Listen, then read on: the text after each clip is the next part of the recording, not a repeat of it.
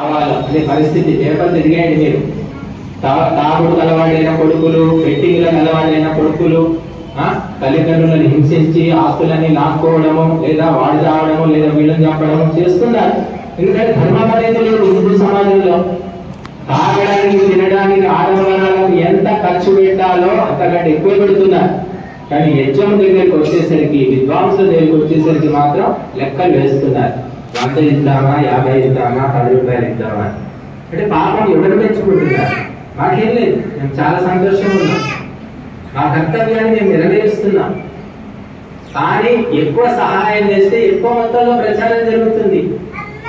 ఇప్పుడు మాకు అక్కాపుల ఆశ్రమం తయారైంది, అందరు గృహస్థులు ఇచ్చారు, 1 లక్షల రూపాయలు ఇచ్చారు, కట్టాము ఆశ్రమం.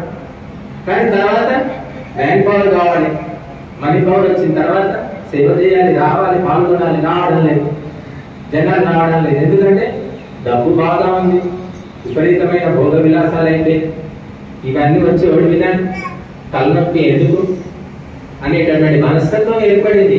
ఇంకా వినాశకాలే విపరీత బుద్ధి అన్నారు.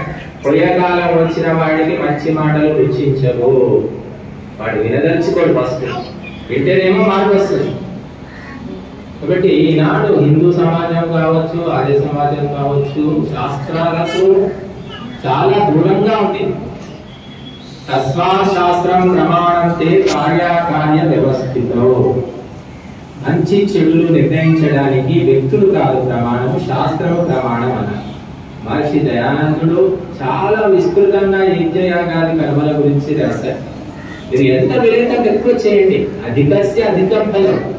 మంచి పనులు ఎక్కువ చేస్తే పాపం తగలదు, చెడ్డ పనులు ఎక్కువ చేయకండి, తగ్గించుకోండి, పుణ్యం వస్తుంది మనకు.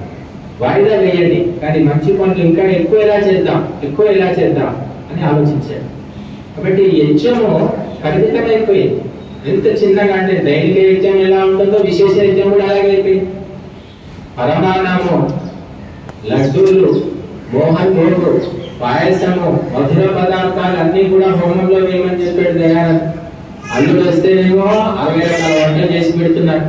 వాడు 20 ఏళ్ళు పాత పడ్డా సరే వాడు వస్తే భయపడాలి, వాడికి చేసి పెట్టాలి. ఏ శాస్త్రంలో ఉందో మరి మాకైతే తెలియదు. కానీ యజ్ఞానికి ఏం చేస్తున్నాము?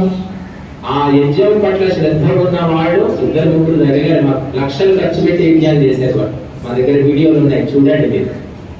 ఒక్క పూటకే 1,00,000 రూపాయలు యజ్ఞానికి.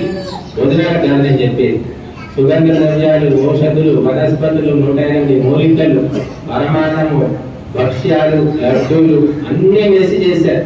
వాళ్ళు కోటీశ్వరులు కాదమ్మా. యజ్ఞం అంటే శ్రద్ధ ఉంది కాబట్టి చేశారు. అర్థమైంది, కాన్సెప్ట్ అర్థమైంది. ఎవరికి అర్థం కావట్లేదు.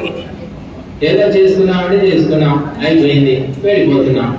జీవితంలో ఉన్నది ఎక్కడ ఉంది? ఎంతో మంది బాధలు పడుతున్నారు, ఇబ్బందులు పడుతున్నారు. లక్షలు మనం డాక్టర్లకు ఎందుకు పెడుతున్నాం? ఎందుకు అవసరం? అటువంటి పరిస్థితి ఎందుకు వస్తుంది ఆలోచిస్తున్నారు. కరోనా భయంతో ఎంతో మంది చచ్చిపోయారు, కరోనాతో చచ్చిపోయారు. కరోనా వచ్చిందని లక్షలు హాస్పిటల్కి వెళ్ళి ఖర్చులు పెట్టుకున్న వాళ్ళు ఎలబడి 3 సార్లు 4 సార్లు టీకాలు తీసుకున్నారు. భయంతో చచ్చిపోతామేమో. నేను ఇంతవరకు టీకాలు లేవు, ఇంజక్షన్ లేవు, ఏదీ లేదు.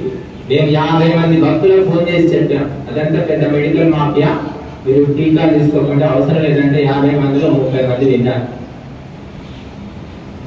చచ్చిపోతామని భయం ఎందుకు చావకుండా పడుకుంటామా మనం?